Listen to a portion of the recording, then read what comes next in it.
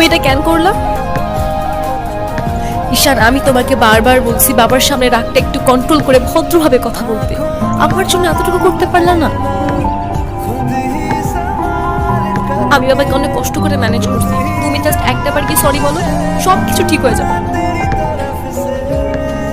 আমি কেন সরি বলবো? উল্টা তোমার বাবাকে বলো আমাকে এসে সরি বলতে। ঈশান, ফল্ট তোমারও ছিল, তুমি বাবার সাথে শাউট করছো। আর একটা সরি বলে যদি সবকিছু ঠিক হয়ে যায়, কেন সরি বলবা না? কারণ আমি সরি বলি না, আর বলবো না, বলছি তো বলবো না, ব্যাস।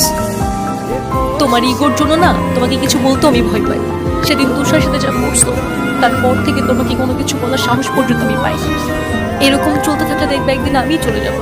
তো যাও না, তোমাদের আর কেউ আটকে রাখে নাই। রাখছি, আমি আটকে রাখছি।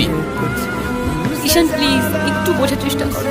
তুমি বাবার কাছে গিয়ে একটাবার সরি বললে সব ঠিক হয়ে যাবে। আরে আমি সরি বলবো না ভাই, বলবো না আমি সরি। এটাই কি তোমার শেষ ডিসিশন? এখন কি তোমার পেন আর পেপারে সাইন করে বলতে হবে নাকি? ঈশান, আমি যদি আজকে এখান থেকে চলে যাই, হয়তো আর কোনোদিন ফিরে আসবো না। আবে তো যাও না, কে আসতে বলছো তোমাকে? अब